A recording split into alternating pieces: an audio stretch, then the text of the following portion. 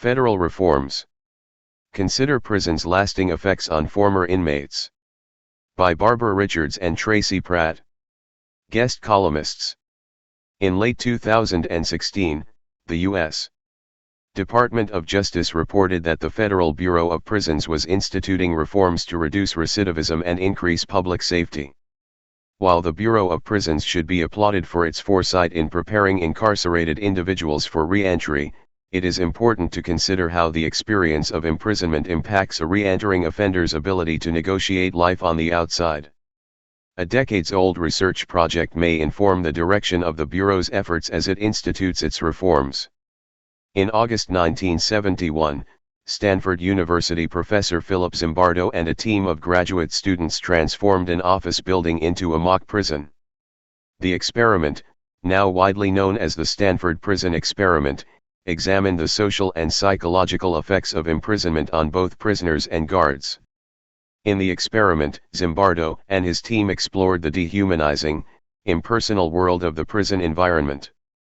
One of the study's central questions was whether these destructive features of the prison setting were due to the character of those inside, both prison administrators and inmates, or if it were possible that the prison environment itself influenced and determined the actions and character of the administrators and prisoners.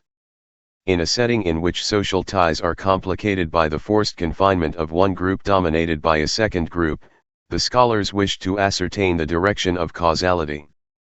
Did people create the detrimental environment, or did the environment bring out the worst in people? 75 individuals responded to the researchers' newspaper ad for subjects. 24 males were selected for their above-average intelligence and emotional stability, randomly assigned as either prisoner or guard, and the 2-week research project began. The experiment lasted 6 days before it was shut down.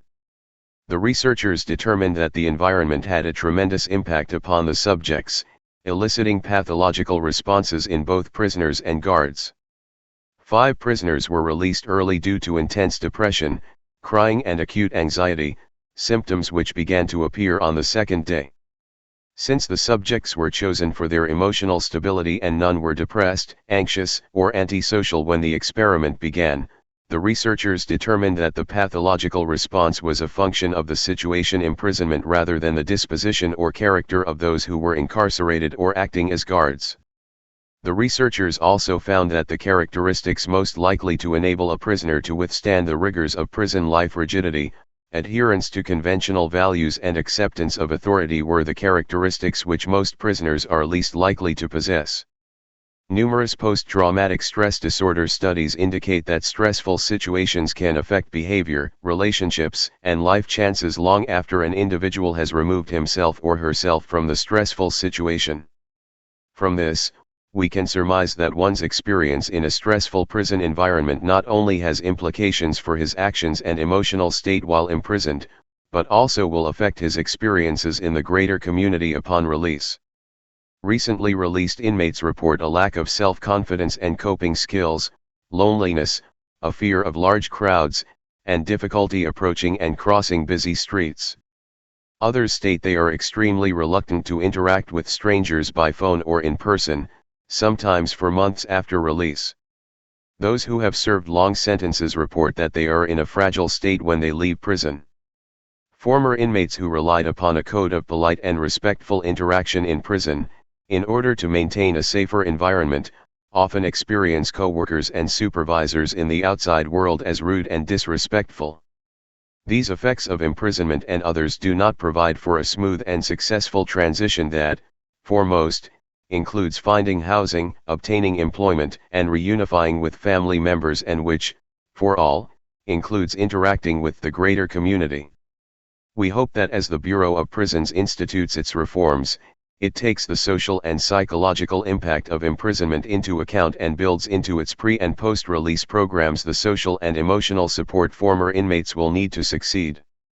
To learn more about the impact of imprisonment, attend Strong Voices/Strong Subjects, Project 180's Luncheon Lecture Series hosted by Project 180 and the Boxeser Diversity Initiative. On April 7, Urban Institute Senior Fellow and Reentry Expert Janine Buck-Willison will give the keynote address on the social and psychological impact of imprisonment and implications for reentry. Barbara Richards is the founder and executive director of Project 180, a local 501(c)(3) prisoner reentry nonprofit. Tracy Pratt is a Bradenton criminal defense attorney specializing in post-conviction and criminal appeals and is chair of the Strong Voices Committee.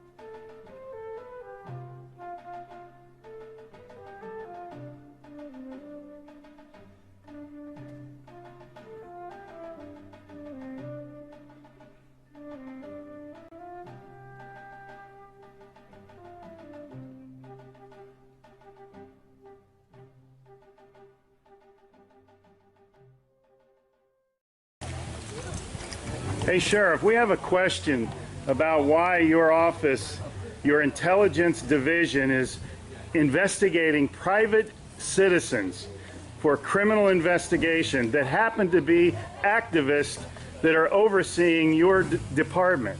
Why would you have your intelligence division investigate private citizens? We have done... for life hating so much.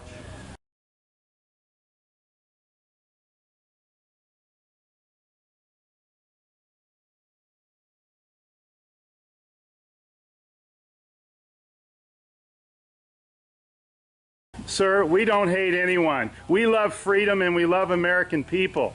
And government is out of control. That's why you're seeing such a revolt nationwide. Why can't you just answer, why is Susan Edwards, your intelligence division, investigating private citizens? This should not happen. Are you here to apply for a job?